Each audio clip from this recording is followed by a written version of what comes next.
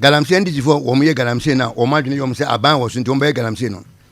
wo mu ntini now asa me kan wontie o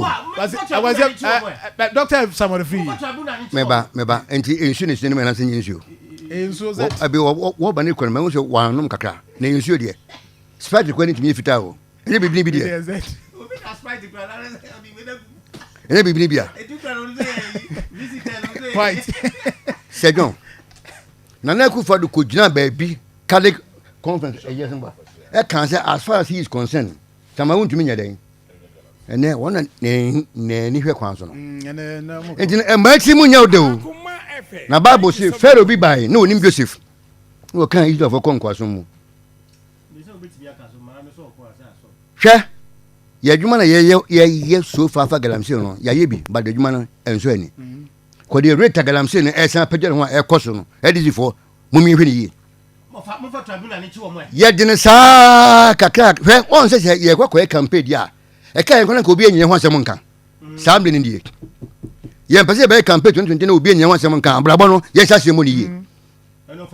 na disi fo mo ye Galamsey me se aban no wonim kwan fa so ye betima so Galamsey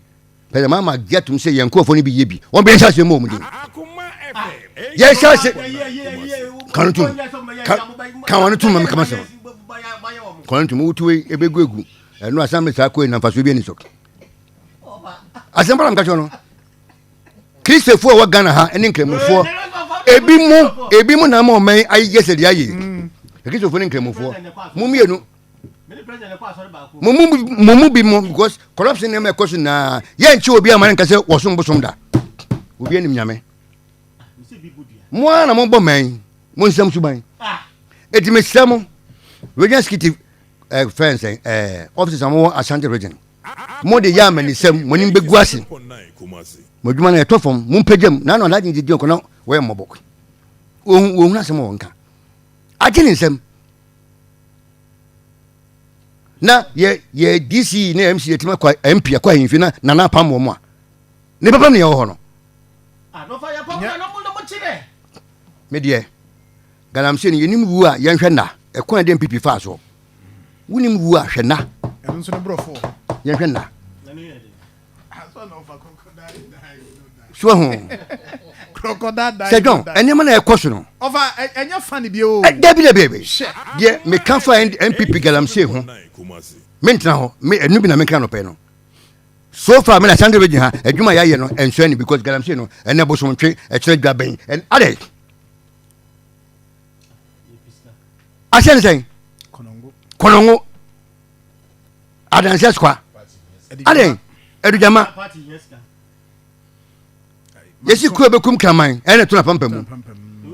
ye hwe ni ye sia na ye NPP fo ene won so afero wo mko tena nchen won so afero wo bibia no wo mani abre abone ka ni bre wo mo sisa musu ban bia na omlete opposition ho no omo nye dey wo mo sisa musu ban bia omo sisan 87.9 enti no ye de dame no esie na so uko ba bi na ye to dame a de ogina nchen ye ntene kwakwa de esi na so ne ntene kwakwa dame no esie na so ya hwe ye ye betie kwakwa ye de no phone sa eno na ekok mumma ye nyina hwe constituency chairman wo edujama ho constituency chairman wo ba bi ye tu Galamsey bia no yetu na wo to na party ade ababegu o party ni masia na to work no for the chairman no so ye bia ennam kan se wo ye bia wo mu nyina ye enne ye tu mo fo wo mu hwe ye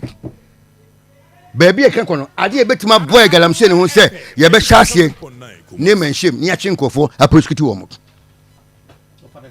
we NDC ni so na wo small scale man bi wo lances na wo ya ye ho ne ye ni yi emfa nse nsuo emfa nse asase utu gold no a fa ko gold no monto wo content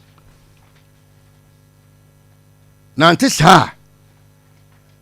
Galamsey no eno an na de bekro en de mboko ya hwa mpe ho asem pa bia nka ye to hie na de akọ o fa de mboko da de sabunya ho he Sejon number 2 hey over en mani abre na ma be 7 na wo kono nye 2